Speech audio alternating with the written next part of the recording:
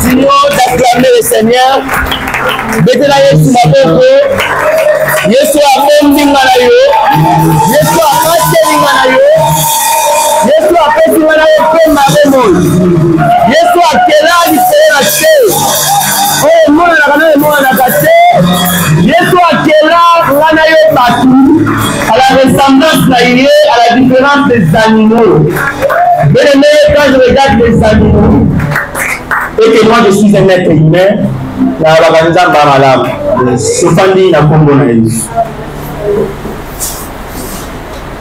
nous allons prier pour la parole. Éternel, notre Dieu, le Dieu de mon Père spirituel, le docteur évangéliste Béline Zonza, le Dieu de notre alliance christique, le Dieu qui nous a appelés, nous voici ce soir devant toi, Père éternel. Qui suis-je, un simple instrument qui veut parler de ta part pour que ce peuple soit nourri? Car la Bible dit, nous qui sommes enfants de Dieu, nous sommes nés de la sémence de Dieu qui est ta parole. Laisse que cette sémence, ô éternel, ce soir, parle nos cœurs, Seigneur. Parle nos cœurs, Seigneur. Car la nouvelle alliance doit être écrite, gravée dans nos cœurs et dans nos esprits. Et non, Nalibanda Nabiso. Au nom de Jésus, nous t'avons ainsi prié, nous disons Amen. Amen. Amen. Amen. Je commencerai par m'excuser devant mon pasteur. Et comme on a l'habitude d'avoir un mois retard, mais le travail que j'ai fait, ça passe. Si ce n'était pas l'anglais, vous l'avez dit dans comment je vous parle, les directeurs provinciaux, les DG sont dans mon réseau, ils sont en train de travailler. J'ai dit au directeur, je dois aller travailler. À 16h, ils m'ont appelé, ils m'ont dit, viens, ils sont besoin de toi. Je suis allé me présenter, je suis rentré encore à la maison. Donc, je ne le fais pas volontairement. Et c'est le travail, et Dieu sait comment il me conduit. Prochainement, il nous accordera plus de temps avec des promotions et des grades pour la recette. Amen. Amen. Merci pour le pardon accordé et l'excuse acceptée. Bien-aimé, je suis dans la joie une fois de plus aujourd'hui. Kobengama liboso na biso ba mial peuple nzambe pour la parole de ce soir. Et bien là le rôle attaqué na matoi na milobela ni makambo mokolobi et na makambo na milobela ki et ça y est l'homme de Dieu a orienté na mkola lelo. Et je donne raison à l'homme de Dieu qui nous interdit de retirer n'importe quoi comme statut. Et nous devons mettre des statuts qui construisent. Voilà les statuts où on a tchaki et même dans les bosso na yo. So that amabe na ina za bosso na ote. Na kusi nzambe ko na yango ko ba appeler la conseil à l'homme de Dieu. Amen. Bien aimé lobi tchaki statut moko na zo pas mutu. Donc la sepela ki na yango ça parlait sur la sainteté. Et quand je l'ai mis, l'homme de Dieu m'a dit je suis convaincu que tu en parles. Ma Bible gloire à Dieu. Voilà pourquoi aujourd'hui, nous allons parler d'un thème très difficile, mais facile parce que tout ce qui est en Angolou. Amen. Nous allons parler de la sainteté. Pour commencer, je demande au lecteur de pouvoir lire Romains 6, 22.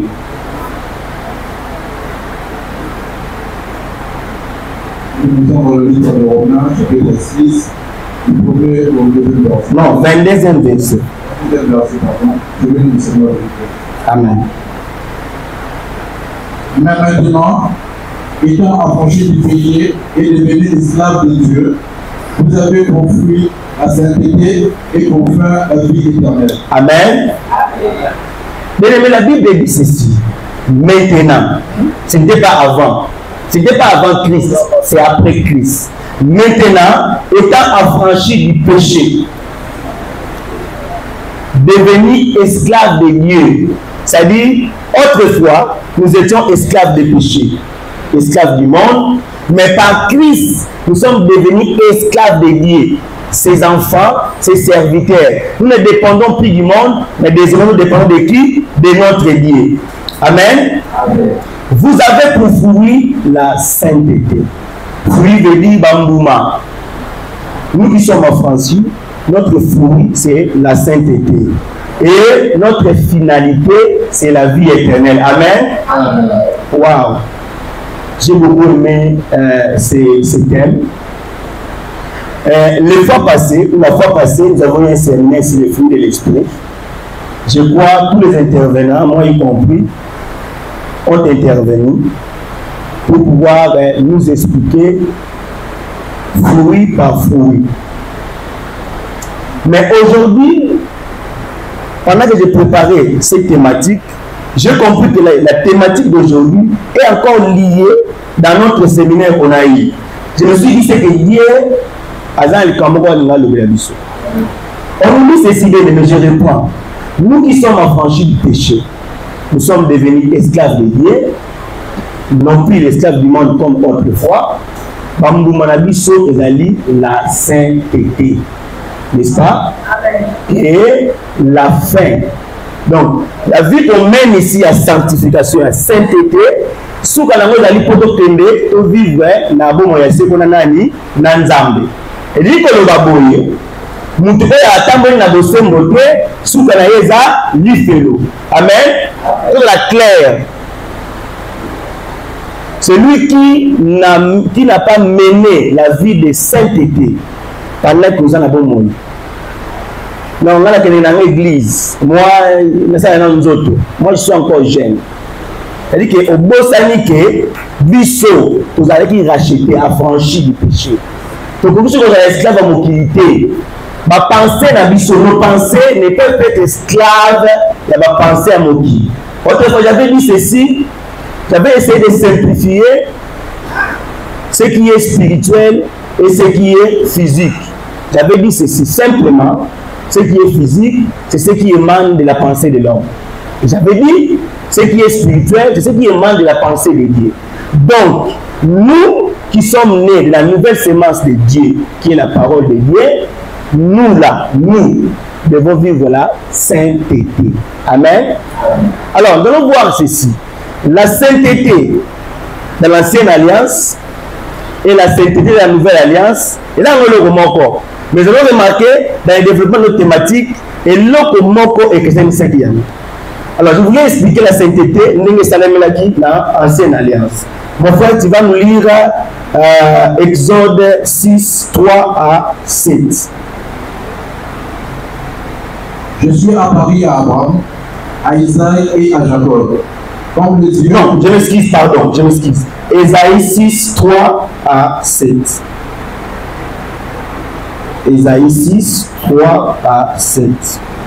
Ils criaient l'un à l'autre et disaient Saint, Saint, Saint est l'Éternel désormais. Toute la terre est pleine de sa gloire. Les portes firent ébranler dans l'air fondement par la voix qui retentissait, et la maison s'est remplie de fumée. Alors j'ai dit, malheur à moi, je suis perdu, car je suis un homme dont le lèvre sont impurs.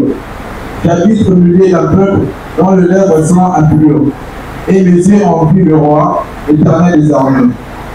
Mais l'un des séraphins vola vers moi, tenant à la main une pierre ardente. Il avait prise sur l'autel avec des pincettes. Il en toucha ma bouche et dit, ceci a touché tes lèvres. Ton iniquité est enlevée et ton péché est expié. Amen, amen. Amen. Le prophète Esaïe ici avait vu dans une vision ce qu'on vient de lire ici. Mais dans cette vision, qu'est-ce qu'il avait remarqué?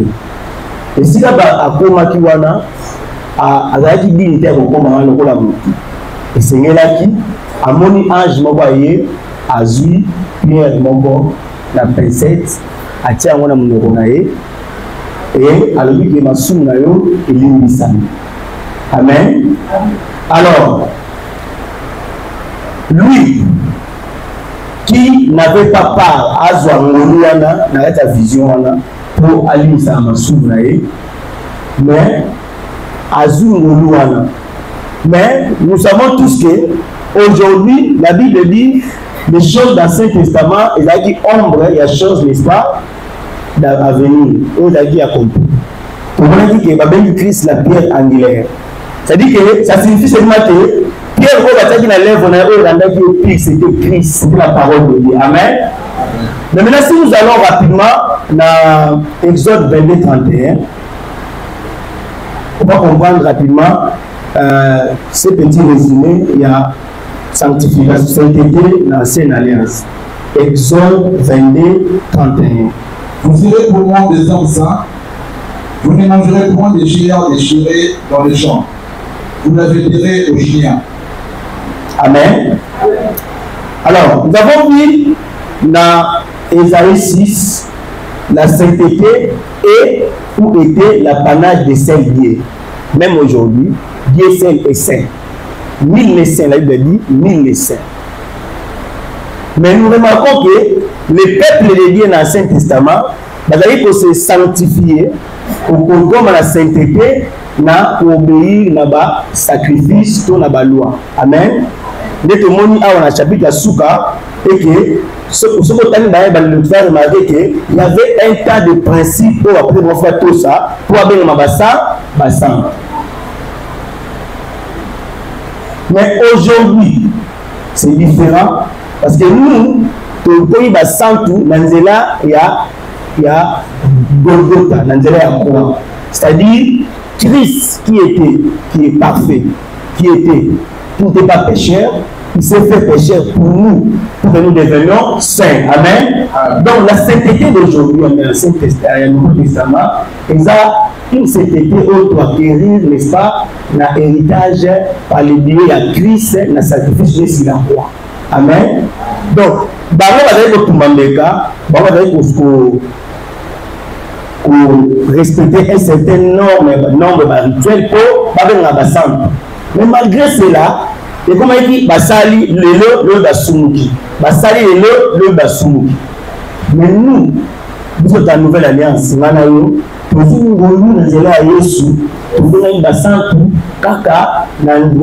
c'est par la foi. Amen. La condiment et la misala. Alors, je vais expliquer ce concept. Sainteté, ce n'est rien d'autre que la qualité de ce qui est saint. Alors, c'est quoi ce qui est saint? Nous savons, on appelle ce qui est saint, c'est ce qui est pur. C'est ce qui est souverainement parfait et bien-aimé. C'est ce qui est inspiré par l'amour.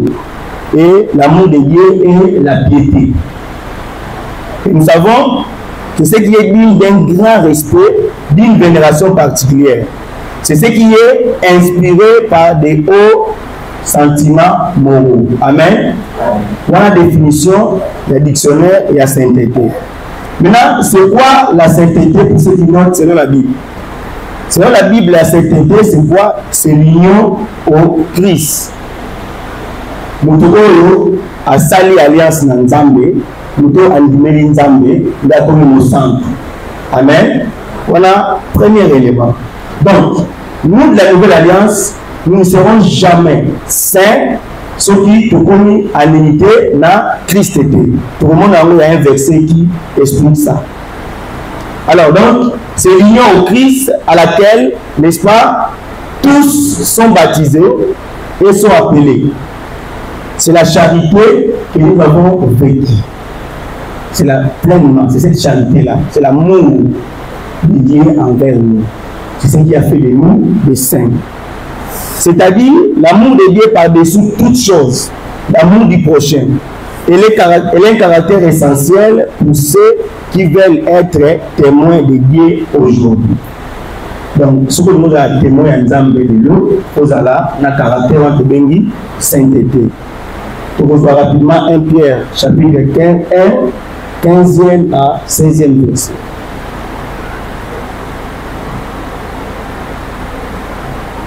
Je reprends 1 Pierre, chapitre 1, du 15e au 16e verset. Mais, oui. Puisque celui qui vous a appelé est saint, oui. Vous aussi soyez saints en toute votre conduite. Amen. C'est là qu'il est écrit. Amen. Amen. Puisque c'est lui qui nous a appelés, c'est lui pour qui nous sommes venus aujourd'hui. C'est parce que nous avons crié à un Dieu. Nous avons crié à un salut qui nous a été donné par Christ. N'est-ce pas? La Bible dit, mais puisque c'est lui qui vous a appelé est saint, vous aussi soyez saints dans votre conduite. Bien aimé, la conduite d'un enfant de Dieu de chaque jour, partout il est, à la maison, au travail, dans sa chambre, même dans sa toilette. Conduite à mon ensemble, il y a un monde et la Tsakaza Moussan.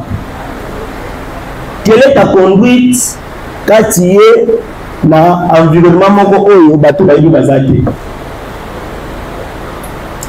La sainteté est un apanage extérieur.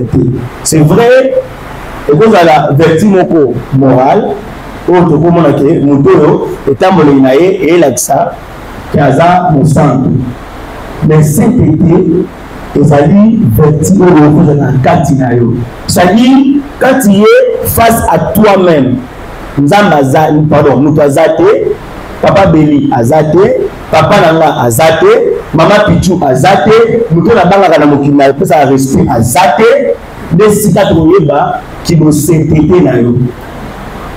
Et à tête en bout d'ambre, bonjour papa, merci. Qu'est-ce que nous disons des gens autour de ça, de Kabana, Bamoson Bazate? Mais nous qui avons vécu dans l'université, tu verras que au bout du mois, il a un bon témoignage. Mais ce que l'enfant fait à l'université, en dehors de ses parents, au Maroc, il fait carrément la honte sur la réputation de la famille là-bas. Nous, on a vu sur à la maison, on est papa. Je le vois souvent avec nos amis montards et chauffeurs. À la maison, on est papa, on est respectueux, on est grand frère. Mais à la rue, quelle est notre conduite? Kofina, Kochola, Koina, Komunda. La sainteté, il a caractère au photo, l'exara n'a mis sur la on a la face de la bisomoro. Face à toi-même et ton Dieu. Ce n'est pas l'homme qui t'a fait saint. Et te dit, nous sommes saints par celui qui nous a appelés. Donc c'est vrai que nous avons pas habilité. Quand je suis devant lui, quand je suis devant ma petite, devant ma cadre, je montre que je suis saint. Mais ce que j'ai fait en dehors de Baro, si les gens c'est ça ce que nous devons retenir. Nous avons dit que dans l'Ancien Testament, la sainteté est synonyme d'obéissance. Il fallait obéir. Dans la loi et dans le sacrifice. Dans la Nouvelle Alliance, la sainteté est dans Moutoyo à Botami Motamayasika. Celui qui est fait dans la sémence de Dieu. Parce que nous avons la sémence de Nzambe à Kotambola, Kaka, Nengeman Banzambe et Elohim. Donc la sainteté selon la Nouvelle Alliance, on dira qu'un homme est saint lorsque moralement il est pur et il est vrai. Parce que être vrai, c'est d'abord la katinayo. Parce que ta conscience commencera à te reprocher ce que tu fais en coulisses, ce que tu fais quand les gens ont eu. Donc c'est quelqu'un qui est vrai. Et celui qui marche dans la lumière. Nous savons que notre Dieu est lumière. Nous qui sommes appelés dans Nzambe Nabiso, c'est le temps de la Bosembo. Parce qu'il est difficile à celui qui pose des actes et à ténèbres, à Salamona Moussabata, à Kobombama, à Salamona, c'est la hypocrisie. La sainteté de Dieu est liée à la condition du corps, de l'être et de l'environnement. Tu ne peux jamais être saint si tu continues tes anciennes fréquentations. Parce que tu viens ici, tu te purifies, tu rentres dans les quartiers, tu te souilles. Tu viens ici, tu te purifies. On dit parole de Dieu. Aux hommes, la groupe et ma camarade, on dit parole, il y a mensonge, parole, il y a désobéissance, parole, il y a kokosa, parole, il y a kotonga, parole, il y a koyiba, héroïna. Donc, si nous voulons conserver notre état de sainteté, nous devons changer d'environnement. C'est-à-dire, nos anciens camarades, soit nous les abandonnons s'ils ne veulent pas nous suivre, soit nous nous imposons notre vie de Christ. Amen. Comment après qu'il y a un ami, vous avez dit avant au bon moment, aux années 3 ans, côté a été, invité à jouer mon église, même la séminaire invité à été. Mais tu veux être saint comment? Parce que à te purifier ici entre nous les saints par alliance, aux années où on se souillé. Donc, environnement, qu'est-ce que tu avales? Parce que la parole de Dieu se mange ici. Qu'est-ce que tu avales ici? L'environnement, il ne faut pas que les gens qui sont autour de toi va remarquer un changement dans l'agissement, dans le comportement, même dans l'élobé, même dans les salles, il y a Moussala. Un enfant de Dieu, un saint de Dieu, au travail, à cause de la moto, à cause de la chef. Parce que Bible dit qu'il y a un ensemble, il a pas de la mission. Donc, comment tu es un enfant de Dieu qui peut être amiable, tu es le premier autorité de ton chef. Donc, je te pose à Dieu. Je te pose à Dieu. Il y a un ensemble ensemble là-bas, mais il y a un incitateur. Dans le centre de Fandala.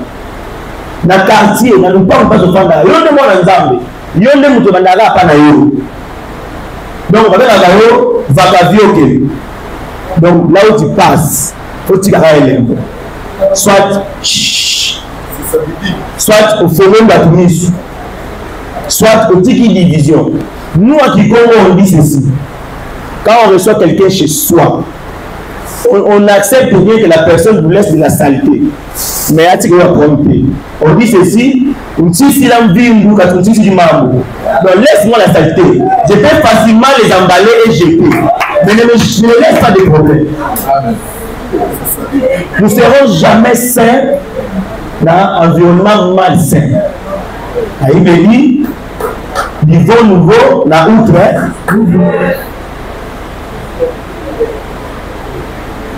Alors, vous allez comprendre que nous avons dit dans le passage de référence de l'Issou que nous qui sommes appelés à la sainteté, nous avons comme fruit, nous sommes appelés au salut, nous avons comme fruit la sainteté et nous avons comme fin la vie éternelle. Les enfants de Dieu que nous sommes, la sainteté doit nous préoccuper du jour au lendemain. Il y a des gens qui prient, mais qui leur conscience sont mortes. C'est-à-dire que ta conscience ne te rappelle rien. Ta conscience ne te révèle rien. Parce que au premier toi et dans toi, pour aider ma théologie. Nous à côté, madame, ils ont mais c'est-à-dire que plus tu t'associes aux mauvaises personnes, plus tu fais croître la partie négative pour la partie naïo, par ignorance, les gens ont cru que quand il me dit l'homme aura pour ennemi et sa propre maison, nous on croyait que les petits frères régime ennemi là. Non, papa nous a appris la maison, ta maison. Tu commences d'abord toi-même. Commence à commencer ça. Parti où on a eu le bagalayo. Parti où on est à bagalayo. Parti où tu es enfant de Dieu. Tu ne peux pas agir comme ça. Il ne faut pas demeurer dans les mensonges, dans les masses et de la corruption. Amen. Alors, j'aimerais que nous puissions rapidement lire avec notre lecteur 2 Corinthiens 6, 14 à 18.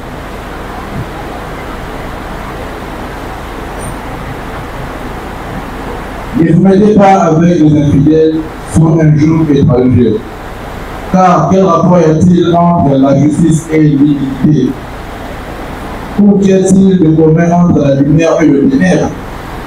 Quel rapport y a-t-il entre Christ et le diable? Ou quel part a le fidèle avec l'infidèle?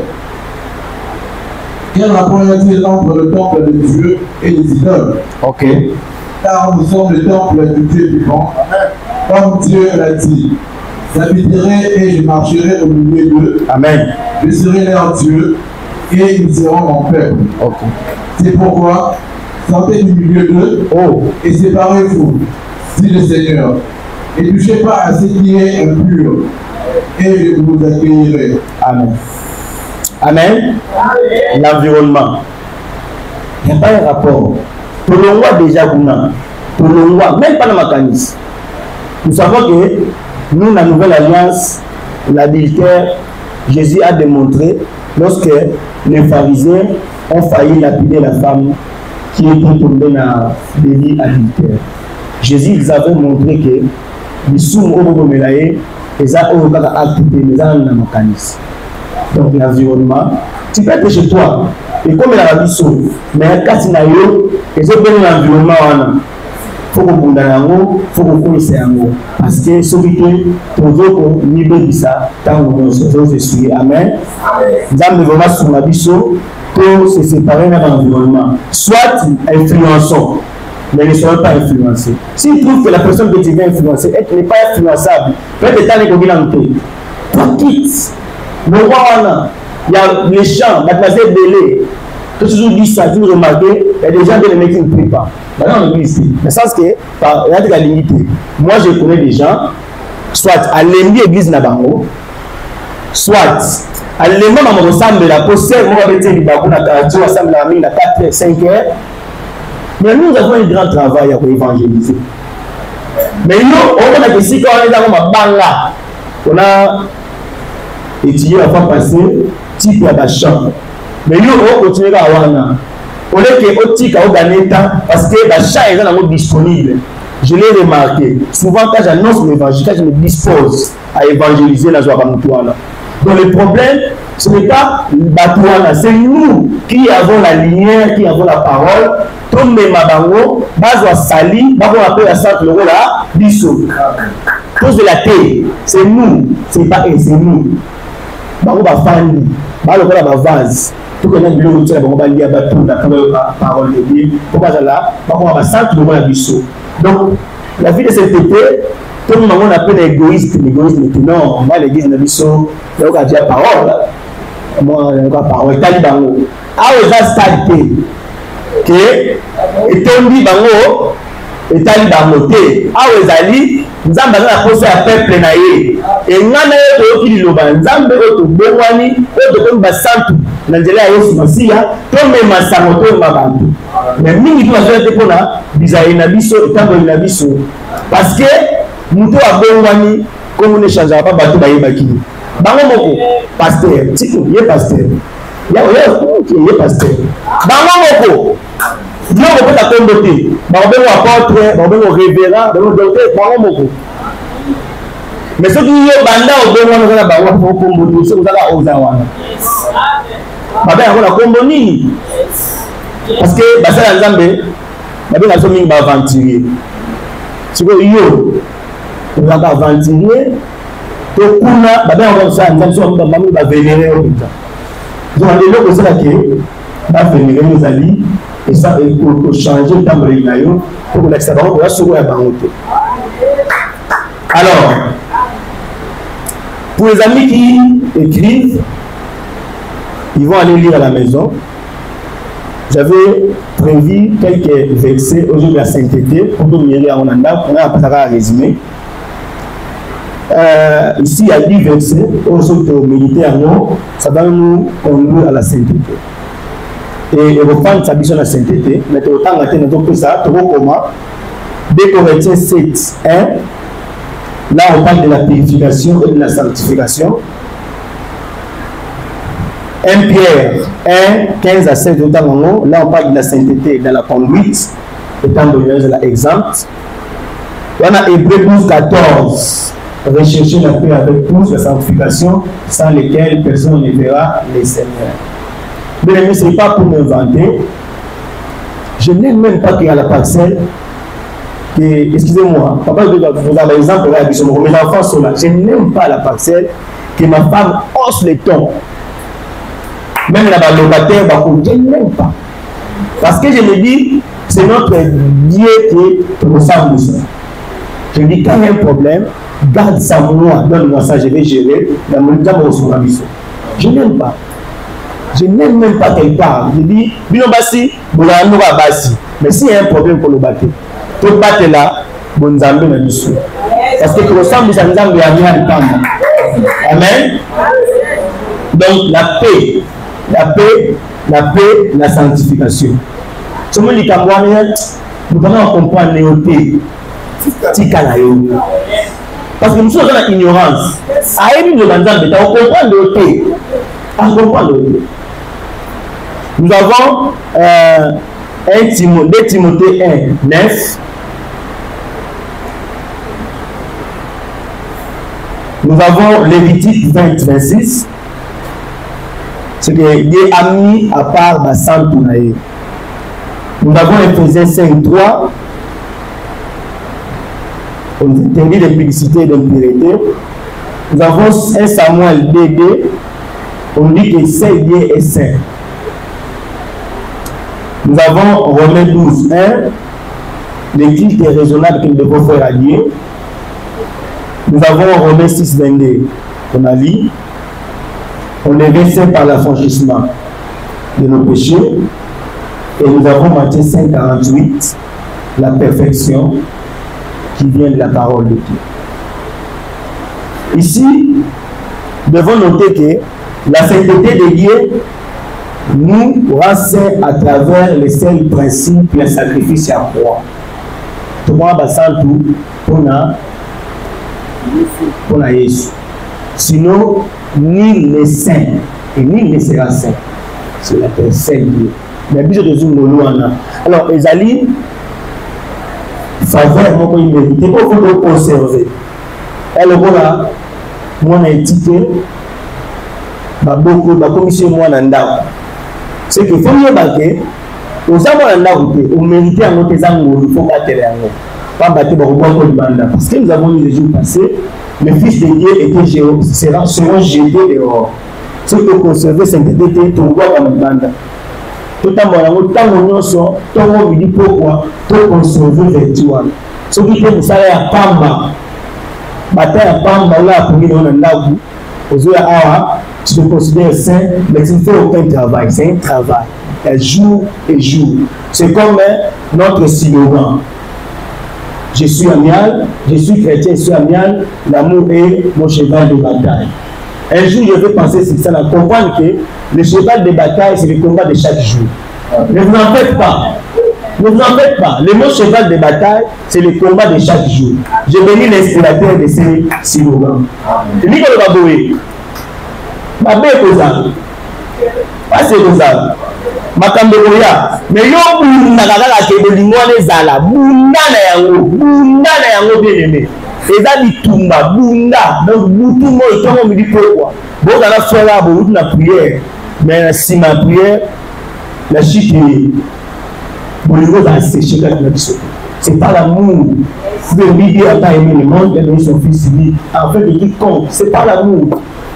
Et nous devons aussi manifester cet amour-là pour comprendre que la sanctification est basée dans le nouveau. Alors, comment vivre là dans la sainteté selon la Bible? Pour vivre dans la sainteté, il faut avoir la discipline.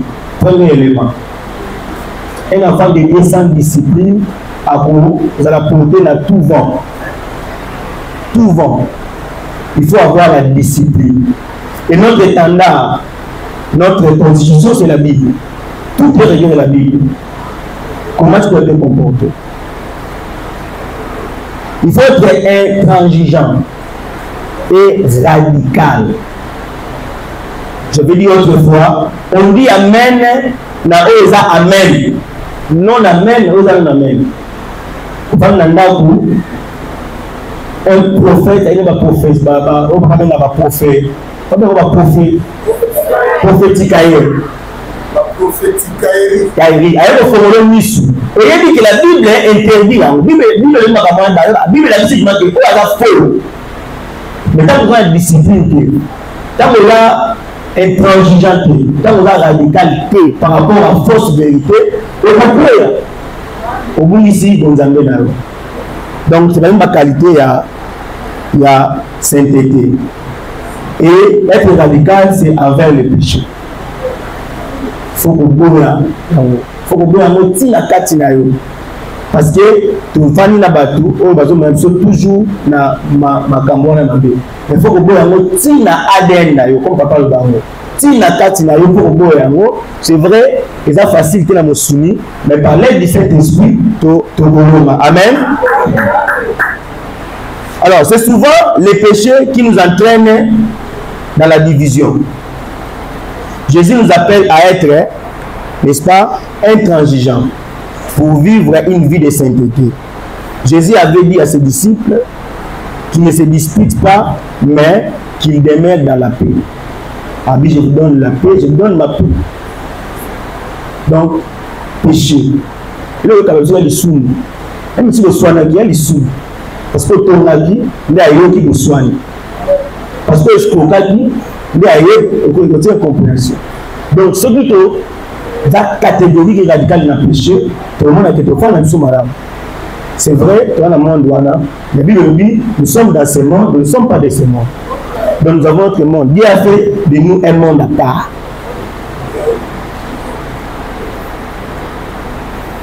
Alors, il y a 6 caractéristiques d'une vie de sainteté. Nous avons l'humilité. Pour moi, on a Marc 9, 35. On ne lit pas. Celui qui n'a pas l'humilité ne peut pas mener une vie de sainteté. Parce que, alors, on va conseiller.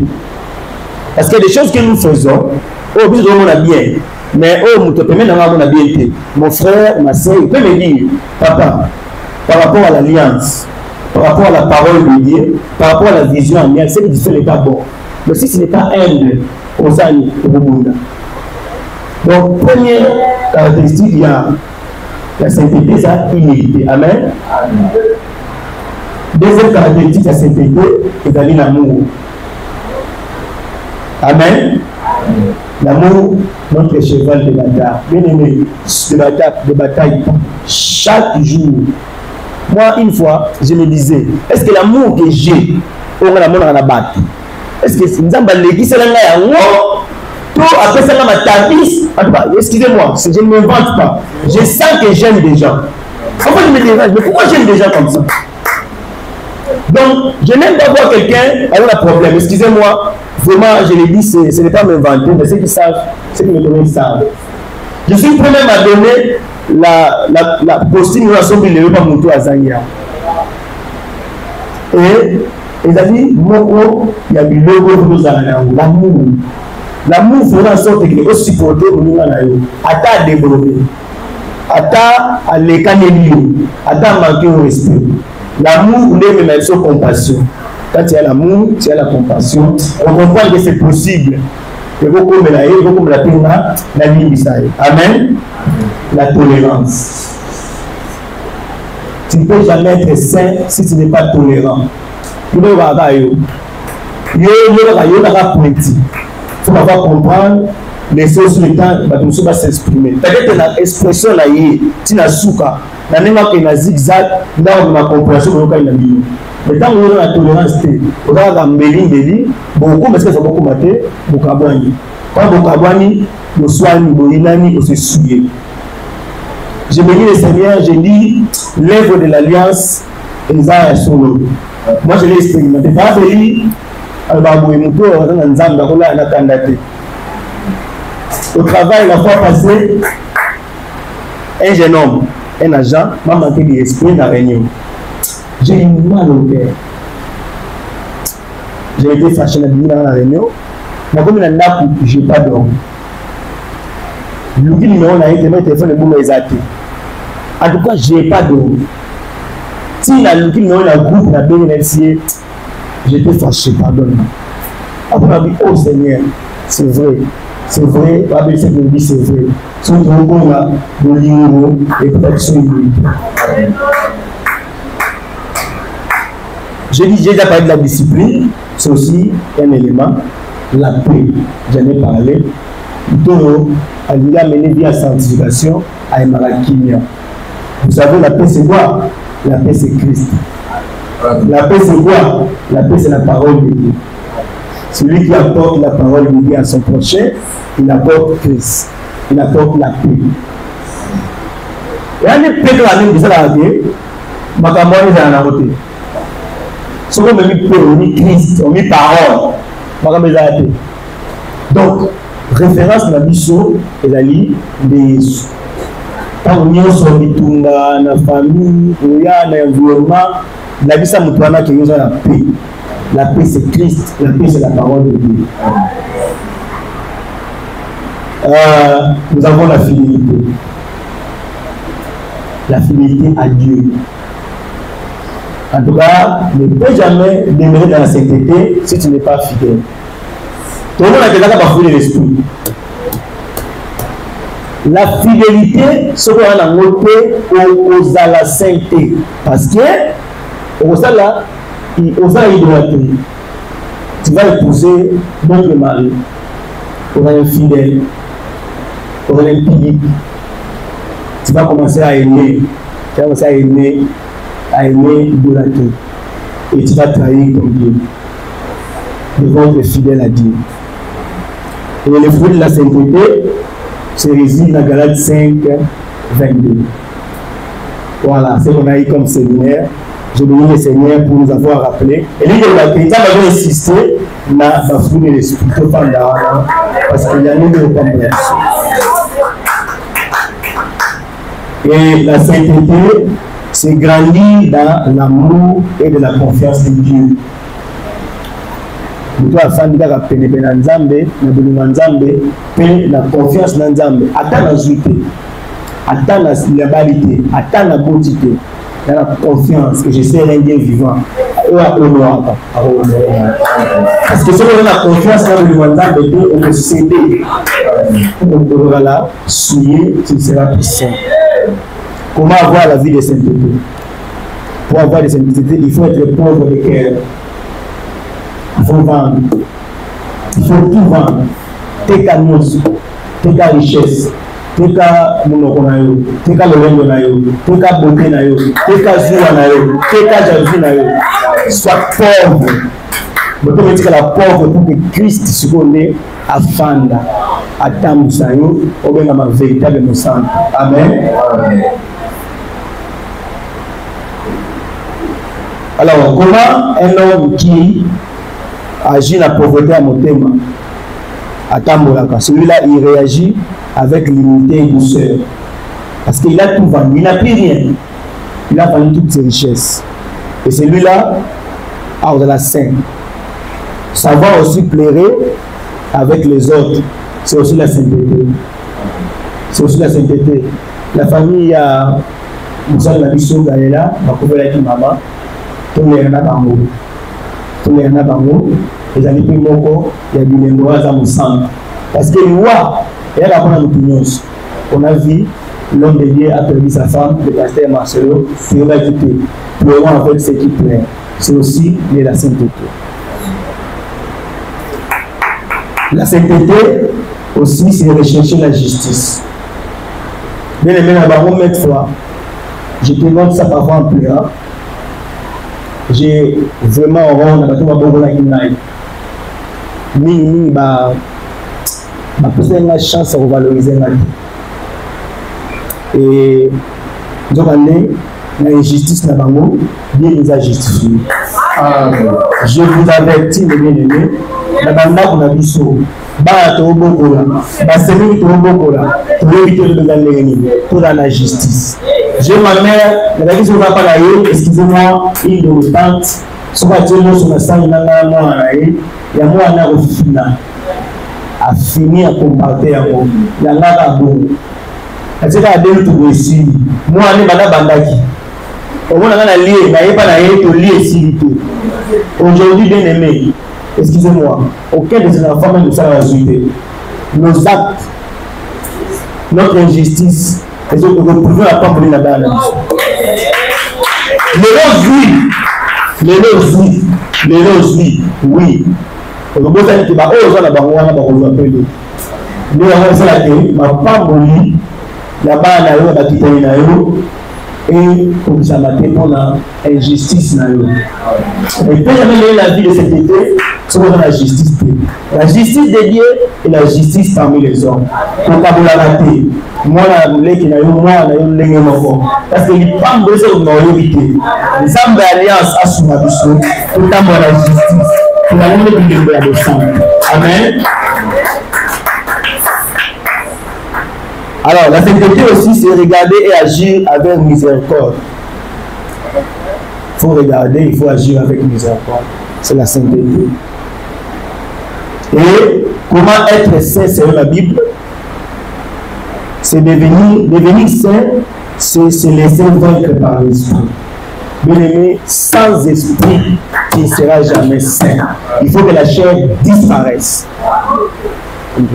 Il faut que la chair disparaisse. Il faut te laisser conduire par l'esprit de Dieu. Ce qui peut tamba.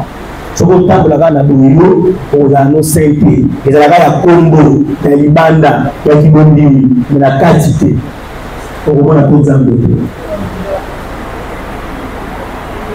Être saint, c'est aussi accepter d'être dérangé. C'est accepter la croix. Être saint, c'est accepter d'être dérangé, accepter la croix. Papa le bango, dans les preuves, on a vu la bichot et d'aller à l'école. Nous, on a l'école pour moi. Moi, je suis dans une école.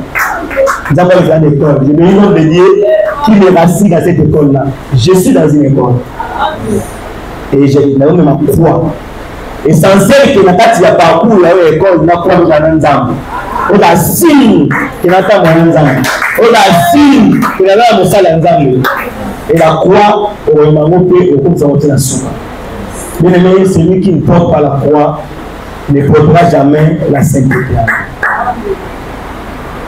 La marche vers la sainteté est donc un vrai combat. Et ce combat, il faut vraiment consentir de l'œuvre de l'esprit. Parce que ça ne va pas lutter, il faut lutter intérieurement d'abord, et aussi extérieurement comme je dis l'environnement. La tasse no bunda, c'est un combat. Les nzambe, bien aimé nzambe, a yanolaka mutolo, alors c'est surtout mon thème. Bien aimé, je vous dis la vérité. Entre deux personnes qui s'assoient devant Dieu, celui qui demande les voitures, celui qui demande la pureté, il donne d'abord la pureté. Non, mon niveau parce que toi, tu ne comprends pas que la priorité c'est le royaume.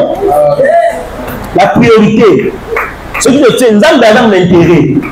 Mon thème est l'intérêt d'Amb. Nous avons l'intérêt des gens de la bataille. Mon thème. Alors, donc, déjà, l'intérêt d'Amb, à votre intérêt d'ailleurs, au fou famille aussi, l'Amb a changé. Zamba Souma. Ceux qui au sali à beauté, bien aimé, il y a un peu tardé. Tout le monde a dit ça. Oh, et puis ça a gagné au son. Oh, le petit a gagné 4 de mon abisso. Et bon, tout le monde a dit le gars. Le moté bon. Et tant que vous bon, il faut comprendre. Baoté, nous avons bien une nouvelle alliance dans côté athée. Moi, on a dit souvent, nous sommes témoignés. So, il y a un moment où on a dit tout au bundara, pas mal dans le bundara. Au bundara dit parce que nous sommes à 400 millions. Il faut essayer. Tout à l'heure, tout ça. Moi, j'ai un témoignage. Je dis, non, mon délégué nous passe avec qui nous partageons souvent.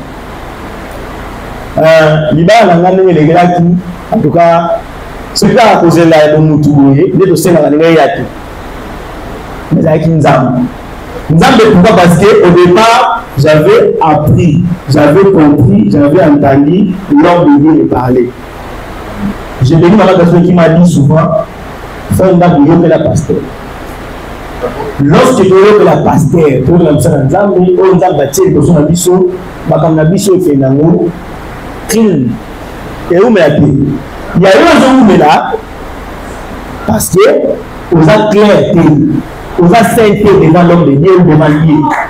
On a dit à cache-cache. On a dit balé. On a dit balé. Nous avons sur ma mission, tout a dit, besoin d'Ambo, tout l'a ouvert. Le mini pour ça là, les autres dans la mission. Pour ça, il y a toujours dans la mission, les temps de la mission. L'homme de Dieu doit toujours dire, parce que nous avons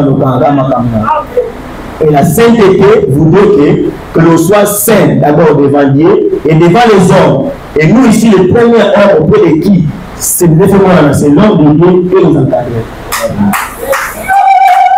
Parce qu'il nous évalue aussi humainement. Moi, je suis nous sommes les salés. Celui qui a sa pari extérieur, c'est très dangereux pour nous soutenir, pour nous demander la soupe. Parce que la finalité de la vie, c'est de sauver et la vie éternelle. Amen. Vraiment, je le disais que la marche de la sainteté, c'est un combat. En tout cas, je dis au départ que ça passe. Passe kaka, sur le mitiki, et le salaire. Sur le niveau de salaire, c'est facile. Au moins, la charge de préservation est côté souté. Mais les pécheurs, on a souvent, la douleur est d'accord. Je ne sais pas si vous avez remarqué ça.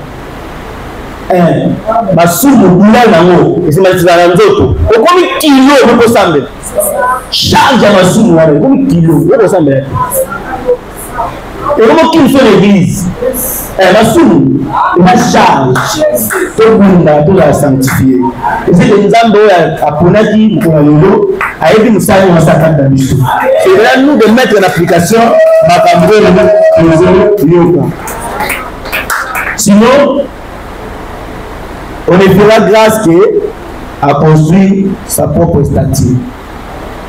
Ce qui, aujourd'hui, va vous parce qu'il faut une statue parfaite à Christ. Ce qui est le mais ceux qui ont comme la statue, vous avez mon numéro, vous avez mon sans révélation, sans discipline, sans direction, sans conduite. Parce que votre médecin voté. Donc c'est compliqué. La sanctification et la sainteté, étant la place mon c'est un cheminement. C'est un cheminement personnel et spirituel. D'abord personnel, pourquoi? Parce qu'il faut l'ingénier à nous. Ce que l'ingénier aux saint, aux âmes santes, il faut savoir que autant mon abilot koana, que mon robot maïsika, que porter semence en Zambé qui est la parole de Dieu, autant mon humilité nous soana. Ce que l'ingénier à nous c'est le travail physique d'abord, et Zambé a compris la partie spirituelle. Mais tant que toi tu ne fais pas ta part, rien ne sera. On a pas bon qui est lié. Alors, donc, comment parvenir enfin à la sainteté? Notre espoir de parvenir à la sainteté, n'est-ce pas, repose sur Christ. Seul Christ peut nous aider à parvenir à la sainteté. Par rigoler, la statue, ce n'est pas le nombre de fois dans l'église que nous sommes saints. Ce n'est pas nombre à tenter à bondir ça quand comme ça aussi. Ce n'est pas nombre de temps dans la prière. On va dire 5 heures. Donc quand on me dit qu'il y a un ensemble, si l'homme a 5 heures, ce n'est pas ça. Mais et le moment comme ça, saint est indiqué à Christ. Christ la parole, Christ la lumière, Christ la terre angulaire, Christ que vous connaissez. Nous avons là, nous avons alliance. Parce que parole à niveau et pour marcher à niveau moussous. Nzambe va pas bénir à pour la dinaï. Nzambe y a vision amiale. Oh la monaka même temps que ça c'est la libanga na molili. C'est Nzambe ya mawa. Maone qui t'a collé à binayo. Nzamba sungayo autant de la digne d'un enfant de Dieu. Autant de la beau sang. Tout le monde mettait dans le verset de l'eau, nous sommes d'accord pour la mission au nom de Jésus. Amen.